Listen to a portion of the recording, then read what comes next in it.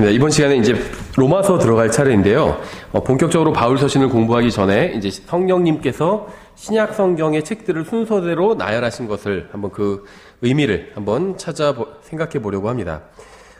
이 신약 성경의 이 배열 순서는 저는 이게 하나님의 인도를 받은 것이라고 생각을 합니다. 로마서는 이제 그 세상에서 가장 훌륭한 복음 전도지다 이렇게 볼 수가 있겠죠. 그래서 이 책에서는 로마서에서는 신약의 구원의 길을 제시하고 있습니다. 고린도 전서에서는 하나님께서는 육신적이고 세상적인 교회를 다루고 계시죠. 이 책을 통해서 그리스도를 바르게 따르지 않는 신앙생활의 실패가 무엇인지를 또 배울 수가 있죠. 고린도 후서에서는 이 책은 사도 바울의 인생에 초점이 맞춰져 있고 또 사역자가 자신을 돌아볼 수 있게 했습니다. 사도 바울의 경우를 통해서. 또한 이 책은 비록 매우 어려운 것이긴 하지만 그리스도인다운 인생을 살 수 있다는 것을 보여주고 있어요. 사도 바울을 통해서. 갈라디아서부터 이제 데살로니가 전후서까지는 보면 이제 우리가 구원받았죠. 이게 로마서죠. 구원을 주로 다루고 있는 게. 또 거룩하게 되었죠. 고린도전서죠. 또 주님을 따르게 되었죠. 고린도 후서죠. 또 이제 기독교의 교리의 핵심 진리를 이 갈라디아서부터 데살로니가 후서까지를 통해서 우리가 배울 수 있습니다. 그 다음에 남은 게 이제 바울 서신 중에서는 디모데 전후서와 빌레몬서죠. 디모데 전후서부터 빌레몬서까지. 그래서 이 책들은 목회 서신 이상의 내용을 다루고 있습니다. 이 책들은 믿는 자들 사이에 바른 관계가 무엇인지, 또 교회 생활을 어떻게 하면 잘할 수 있는지 이런 것들을 주로 다루고 있죠.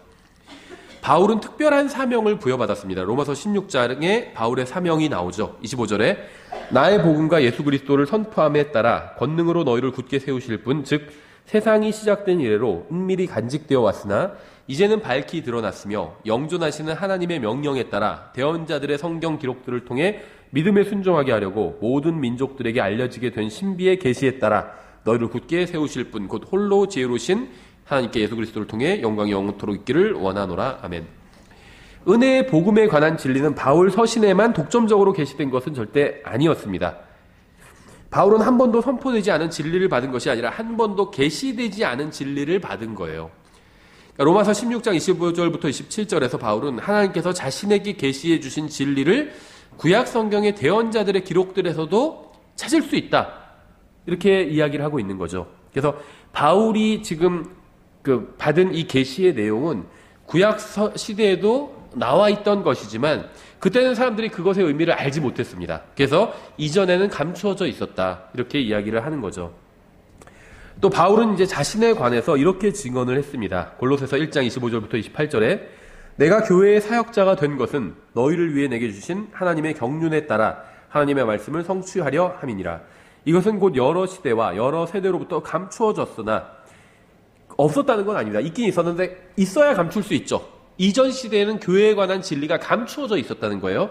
이제는 그분의 성도들에게 드러난 신비에 관한 것이라. 교회에 관한 신비죠. 하나님께서는 이방인들 가운데서 이 신비의 영광의 풍성함이 무엇인지 자신의 성도들에게 알리려 하시는데 이 신비는 너희 안에 계신 그리스도 곧 영광의 소망이시니라. 하나님께서 우리 안에 거하신다는 거. 이거는 이전 시대 사람들은 모르던 거죠. 우리가 그분을 선포하며 각 사람에게 경고하고 모든 지혜로 각 사람을 가르침은 우리가 각 사람을 그리스도 예수님 안에서 완전한 자로 드리고자 함이라. 이게 사실은 성경 공부와 설교의 목표입니다. 또 방법이기도 하고 예수님을 선포하고 사람들에게 또 경고를 해요. 하나님의 말씀을 가지고 또 지혜로 각 사람을 가르치는 것. 이게 이제 사역의 목표라고 볼 수가 있겠죠. 또 이런 증언도 했습니다. 고린도전서 15장 3절 4절에서 내가 또한 받은 것을 무엇보다 먼저 너에게 전하였노니 그것은 곧 성경 기록대로 그리스도께서 우리의 죄들로 인하여 죽으시고 묻히셨다가 성경 기록대로 셋째 날에 다시 살아나시고. 그러니까 바울 서신에서 구약 성경을 직접 인용한 것이나 간접적으로 인용한 것을 모두 제거해 버린다면 바울 서신은 굉장히 짧은 서신이 되겠죠. 그러니까 구약에 기록된 하나님의 말씀을 직접 인용하기도 하고 이제 주로 간접적으로 인용하죠. 아브라함의 이야기나 다윗의 이야기나 이런 건 다 간접적으로 인용한 것들입니다. 그래서 바울이 자신이 지금 가르치고 있는 진리가 새롭게 등장한 것이 아니라 이전에도 있었다는 거예요. 하지만 이전에도 있었지만 사람들이 모르고 있었죠. 그래서 그 진리를 이전에도 있었지만 사람들이 모르고 있던 그 진리를 이제 바울이 계시를 받아서 이제 사람들에게 밝히 드러내 보여주게 된 거죠. 이제 로마서를 살펴보도록 하겠습니다. 로마서는 세상에서 가장 위대한 복음 전도지입니다. 사복음서가 구원자에 대해 말씀하고 있다면 로마서는 구원에 대해서 말씀하고 있어요. 로마서는 서신서 중에서 두 번째로 길고 이제 433구절과 영어 킹제임스 성경 경우에 9447개의 단어로 이루어져 있습니다. 또 죄와 구속에 대한 교리들이 성경 그 어느 책에서보다 잘 제시가 되어 있죠. 로마서는 보통 다 5부분으로 이렇게 나눕니다. 로마서 개요를. 1장 1절부터 3장 20절까지를 구원에 대한 인간의 필요성, 3장 21절부터 5장 21절까지 구원에 대한 하나님의 방법, 또 6장 1절부터 8장 39절까지가 구원의 결과, 또 9장 1절부터 11장 36절까지가 어떻게 신약 성경의 구원이 구약 성경의 언약들에 영향을 미쳤는지, 그러니까 신약 성경에서 등장한 이 구원에 관한 교리로 인해서 이제 이스라엘은 또 교회로 인해서 또 이스라엘은 어떻게 되었는지 이런 것들을 설명하고 있죠. 12장 1절부터 16장 27절까지가 구원이 가져다주는 실제적인 삶에 관한 내용이 들어있죠. 로마서의 첫 번째 부분 1장 1절부터 3장 21절, 이 첫 번째 부분에 하나님께서는 인간은 왜 버림받은 존재이고 로스트라는 거죠. 로스트. 이게 원래는 하나님의 소유였다가 잊어버렸다 이런 의미는 아닙니다. 어떤 분들은 이제 그렇게 생각하시는데 이 영어에서 로스트라는 단어는 꼭 그런 걸 의미하지 않아요. 내가 와서 여기서 내가 길을 잃었다. 그럼 그때 로스트를 씁니다. 그러면 내가 원래 여기 출신인 사람이다. 이런 주장은 아니잖아요. 여기 출신이었다가 길을 잃어버렸다. 이런 주장이 아니라 왔는데 어디로 가야 될지 모르겠다. 이게 로스트거든요. 그래서 이 잃어버린 존재, 로스트, 잃어버린 사람, 이런 표현이 이제 성경에 나오는데 이것은 어디로 가는지 모르는 사람을 의미하는 거지 원래 하나님의 사람이었다가 뭐 잃어버리게 됐다. 이런 걸 의미하지는 않는다는 거죠. 예, 그래서 이 로마서의 첫째 부분에서는 하나님께서는 인간은 왜 버림받은 존재이고 구원을 받아야 하는지를 정확하고 자세하게 설명해 주고 계십니다. 로마서 1장은 모든 인간은 하나님께서 그들 안에 제공해 주신 양심을 어긴 것으로 인해서 유죄임을 선언하고 있죠. 하나님 앞에 버림받긴 했지만 모든 사람들은 사실 하나님에 대한 지식은 또 가지고 있어요. 이게 18절부터 21절에 나와 있죠. 또 사람들은 하나님을 알고 있었고 하나님의 감독하에 있었습니다. 그러나 교만으로 인해서 하나님께 반역했고 21절부터 22절, 또 그 반역으로 인해서 우상 숭배까지 이르고 말았습니다. 23절. 그러니까 섬기면 안 될 것들을 섬기게 되었죠. 짐승의 형상, 벌레의 형상까지 만들어서 섬기게 되었다는 거예요. 그래서 결국 하나님께서는 그들을 내버려 두셨습니다. 이게 이제 하나님의 허락하시는 뜻이죠. 내버려 두셨다고 해서 그것이 하나님의 뜻이다. 이렇게 착각하면 안 된다고 우리가 앞선 시간에도 말씀을 드렸죠. 술을 마시지 않는 것이 하나님의 뜻인데 그렇다고 내가 술집에 가는 것을 막지는 않으신다는 거죠. 내버려 두신다는 겁니다. 하나님의 말씀대로 살고자 하지 않는다면 하나님께서는 내버려 두신다는 거예요. 그랬다가 나중에 심판의 날에 심판을 하시게 되는 거죠. 하나님께서 인간을 내버려 두심으로 인간이 버림받은 상태로 전락하게 된 것은 점진적인 과정이었습니다. 그러니까 첫째, 인간의 몸이 부도덕하게 내어준 바 되었고 24절에 나오죠. 두 번째는 인간의 혼이 동성애에 내어준 바 되었고 26절이죠. 세 번째는 이제 인간의 영도 무신론에 내어주게 되었습니다. 28절이에요. 이로써 인간은 전적으로 부패한 상태에 이르게 됩니다. 이 사실은 가장 사악한 죄인이 왜 하나님을 두려워하지도 않고 믿지도 않는지를 잘 설명해 주죠. 이미 하나님께서 내버려 두신 결과 무신론의 상태에 이르게 되었어요. 그래서 이제 하나님을 더 이상 두려워하지 않게 된 거죠. 하나님께서 직접 그것들을 그들로부터 제거해 버리신 거예요. 하나님을 두려워하는 마음을. 2장은 양심에 대한 장으로 모든 인간이 하나님 앞에서 유죄이며 이는 하나님께서 주신 옳고 그름에 대한 지식을 갖고 있으면서도 옳지 않은 일을 했기 때문에 유죄다. 이렇게 선언하고 있죠. 그래서 2장을 잘 공부하면 한 번도 복음을 들어본 적이 없는 이교도에 관한 의문은 해결할 수가 있습니다. 모든 인간은 하나님 앞에 서게 될 때 자신이 받은 빚에 근거해서 자신의 삶에 대해 회개 보호를 하게 될 것입니다. 알고 있는 지식 한도 내에서 복음을 들어본 적이 있으면 그것으로 심판을 받고 복음을 들어본 적이 없어요. 그래도 양심은 있잖아요. 그럼 양심에 따라서 심판을 받는다는 겁니다. 그렇죠. 하나님께서 예를 들면 복음을 들어보지도 못한 사람한테 너는 왜 예수님 안 믿었니? 이렇게 심판하지는 않으신다는 거예요. 하나님께서는 이렇게 얘기하시겠죠. 예를 들면 거짓말은 좋은 것이냐 나쁜 것이냐? 나쁜 겁니다. 이렇게 얘기하겠죠. 그런데 너는 왜 몇 월 며칠 언제 어디서 거짓말을 했느냐? 이렇게 심판하신다는 겁니다.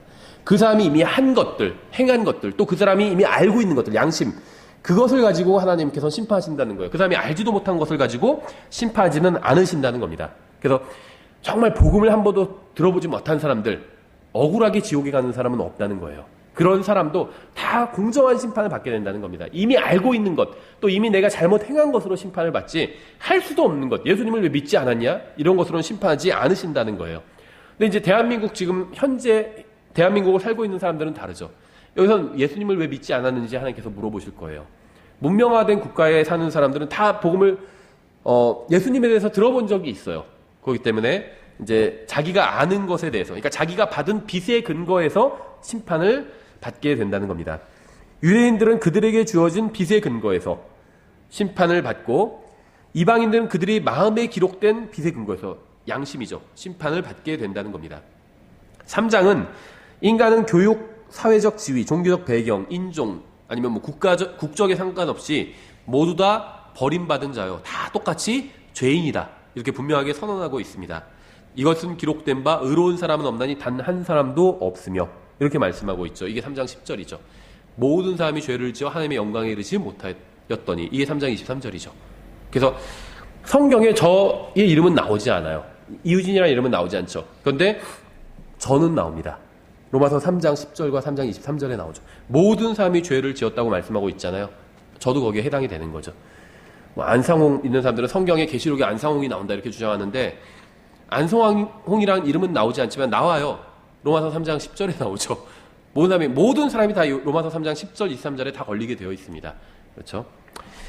로마서의 첫째 부분은 버림받은 죄인에게 그들의 현실을 보여줄 뿐 아니라 믿는 사람에게도 인간의 상태를 잘 보여줍니다.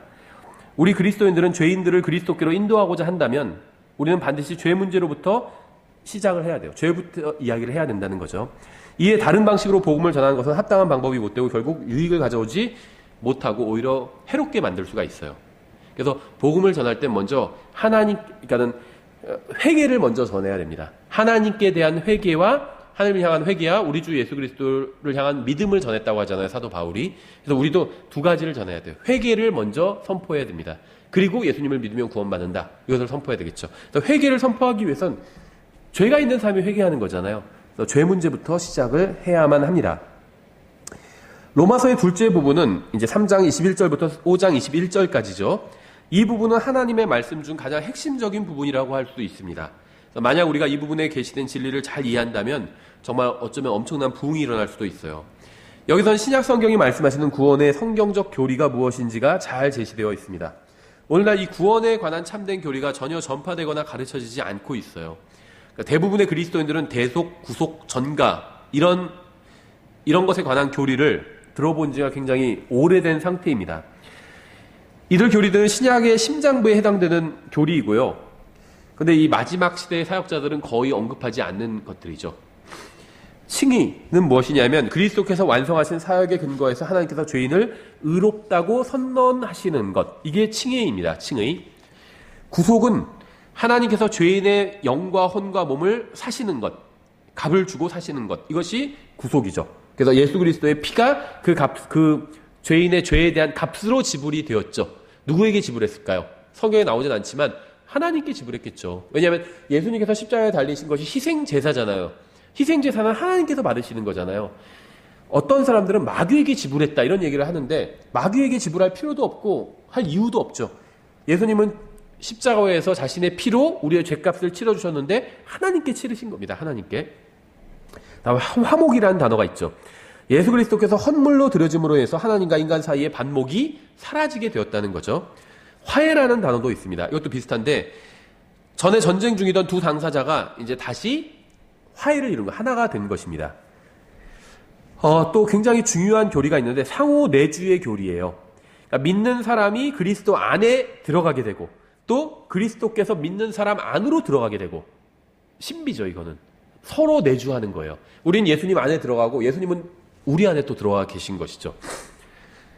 구원은 하나님께서 죄인을 죄의 형벌로부터 또 그러니까는 죄인이 예수님을 믿는 순간 죄의 형벌로부터 구원해 주시는 것이고 또 날마다 죄의 권능으로부터 구원받는 겁니다. 그리고 죄의 임재로부터 재림 때 구출되는 거예요. 그래서 사실은 정확하게 말한다면 구원 받았나요? 했을 때 아직 구원받지 못했어요. 구원받았으면서도 그렇게 얘기할 수도 있겠죠. 여기서 말하는 아직 구원받지 못했다는 건 죄의 임재로부터 나의 몸이 아직 구원받지 못했다는 의미겠죠. 아니면 또 구원받았나요? 그랬더니 날마다 구원받고 있어요. 이렇게 얘기한다면 그건 죄의 권능으로부터 구원받고 있다는 거죠. 날마다. 그러니까 내가 누가 구원받았냐고 물을 때 구원받았습니다. 이 말은 죄의 형벌로부터 구원받았다는 거예요.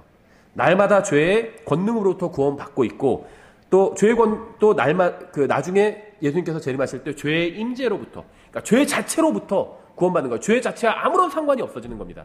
우리는 지금 구원받았음에도 불구하고 죄를 지을 때가 있잖아요. 누구든지 죄를 짓는 자마다 죄의 종인이라 그렇게 말씀하셨잖아요.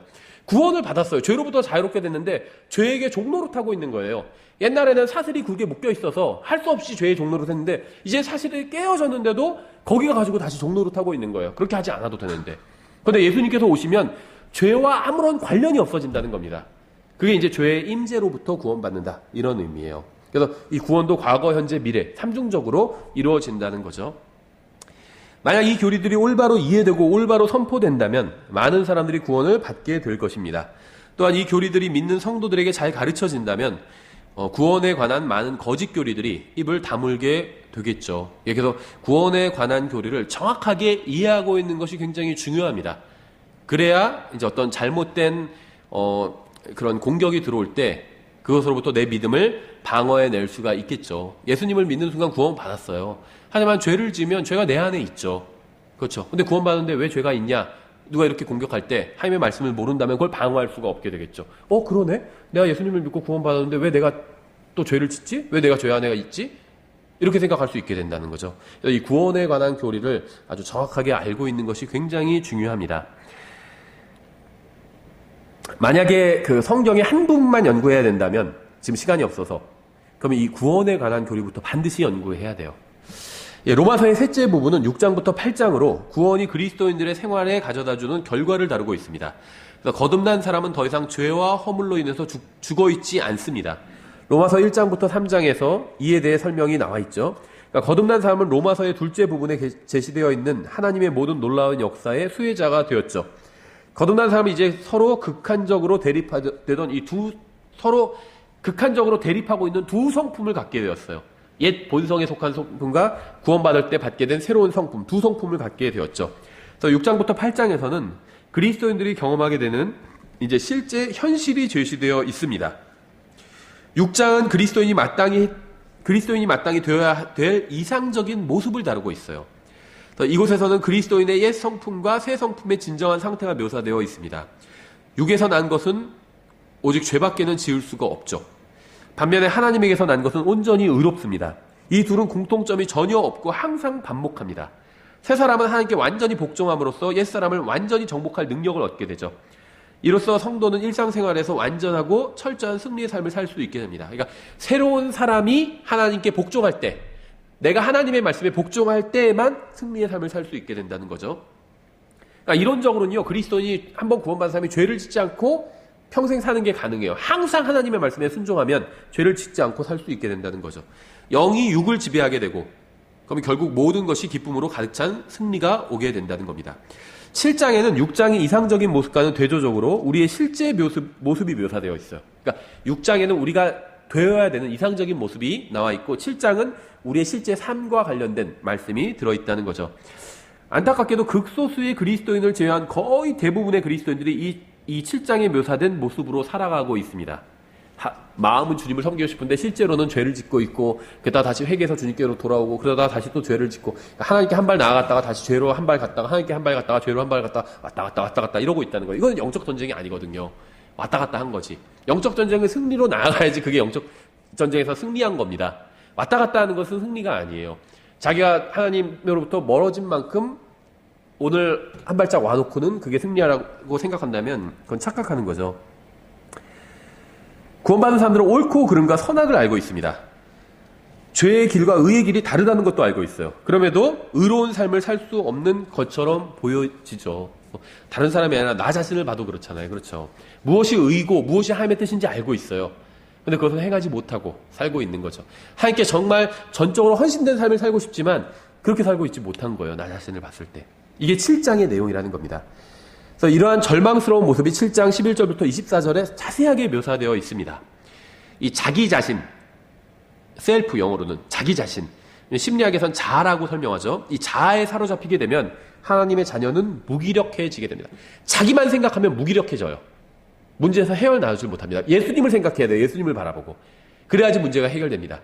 내가 가지고 있는 이 문제들이 별거 아니구나 이렇게 알게 돼요. 자기만 보면 엄청난 것처럼 보여. 남들이 봤을 땐 별거 아닌데도 자기 자신만 보면 뭐 이게 올바른 비유는 아니겠지만 저는 이렇게 생각해요. 옛날에 지금은 그냥 머리를 쫙쫙 12mm로 밀어버리거든요. 근데 예전에는 그렇게 하지 않고 이제 깎았어요, 나름대로. 근데 딱 깎고 나서 거울을 보면 이 양쪽이 좀 다른 것 같아. 남자들은 여기를 딱 이제 깎잖아요, 맞춰서. 자기는 다른 것 같아서 막 기분도 찜찜하고 거울 볼 때마다 걸리고 하는데 나 외엔 아무도 모르더라고요.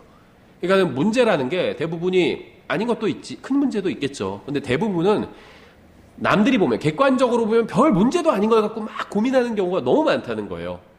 자아에 사로잡혀 있기 때문이요. 나 자신에 꽉 갇혀 있어요. 그래서 이 7장은 성도들의 문제는 사탄이 아니고 또 마귀들이나 악한 영들도 아니고 세상과 세상에 있는 것들도 아니고 환경도 아니고 이런 건 성도의 문제가 아니다. 이렇게 말씀하고 있어요. 하나님의 자녀의 가장 무서운 원수는 바로 자신입니다. 셀프. 자기 자신이에요. 이게 문제라는 거예요. 로마서 7장에서 하나님께서 말씀하시는 것은 성도의 문제는, 구원받은 사람들의 문제는 자기 자신이라는 거예요. 세상, 육신, 무슨 뭐 환경 이런 것이 아니라는 겁니다. 자아에 사로잡혀 있는 사람은 오직 죽음을 통해서만 승리에 도달하게 됩니다. 이게 7장 24절이죠.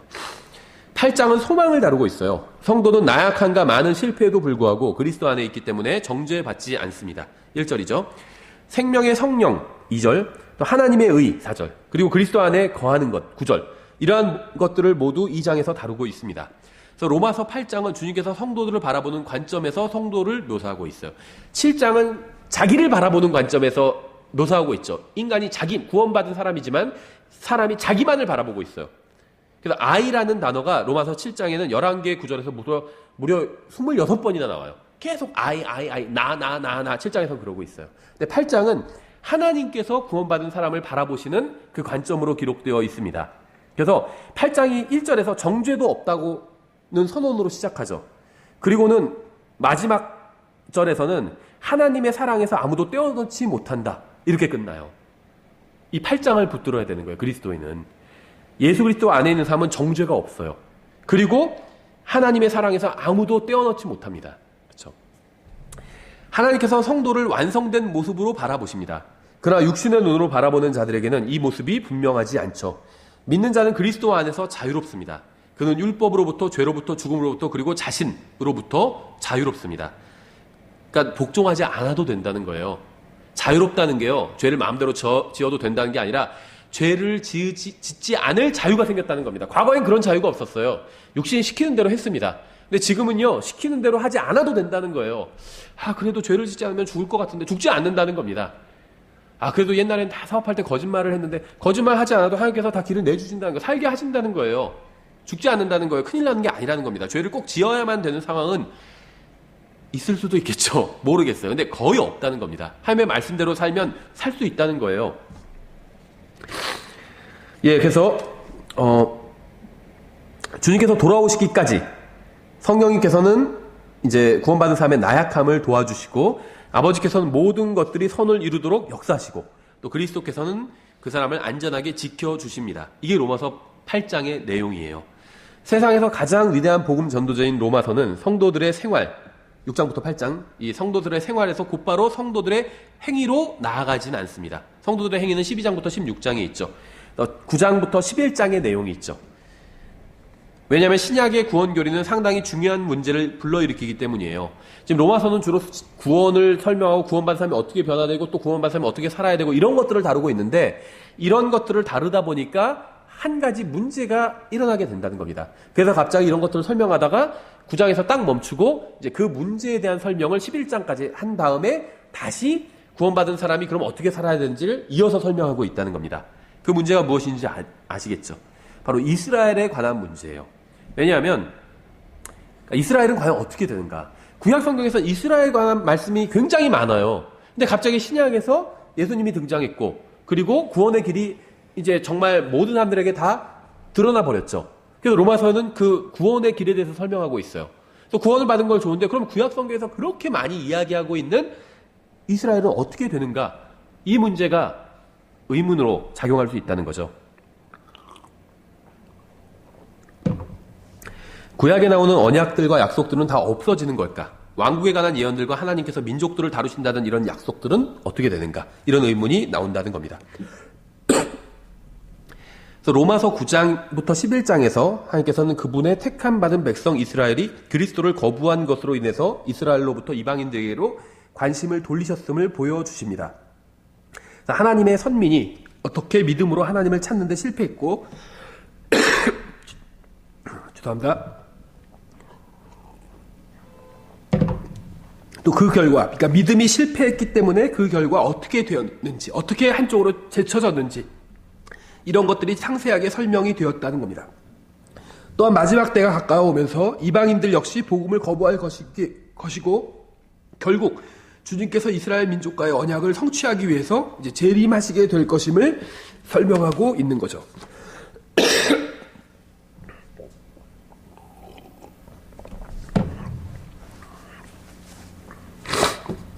근데 이제 문제는 이 로마서 9장부터 11장에서 이스라엘에 관한 경륜적인 말씀이 기록되어 있는데 성경의 그 어떤 부분보다 거짓교리의 근원이 되었습니다. 이 9장부터 11장이. 그래서 우리는 이 세 장이 민족을 다루고 있다는 것을 잊어서는 안 됩니다. 로마서 9장부터 11장은 개인을 다루고 있지 않아요. 민족을 다루고 있습니다. 민족을. 그러니까 어떤 개인이 예정되었다, 예정되지 못했다 이런 걸 다루고 있는 것이 아니라 민족을 다루고 있다는 거예요. 이스라엘 민족, 이방 민족, 교회도 하나의 민족이죠. 민족을 다루고 있다는 겁니다. 그래서 이 사실을 간과한 채 이 세 장을 읽는다면 하나님께서 계시하시고자 하는 진리를 바르게 알 수 없게 될 것입니다.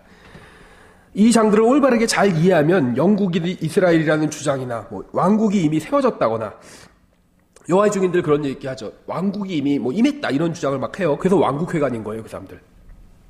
아니면 영적인 유대인들에게로 옮겨졌다거나 왕국이 이런 허황된 주장을 거부할 수 있게 되죠. 그래서 이 이단들은 하나님께서 아브라함의 후손들을 영원히 버리셨다는 거짓된 가정 위에 교리를 세우고 있습니다. 이제 마지막 부분인데요.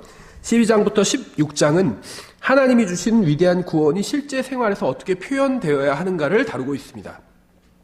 만약 어떤 한 사람이 진실로 거듭났다면 그 사람은 하나님을 닮아가야 되고 그리스도를 높이는 성품을 보이기 시작하겠죠. 그래서 이 마지막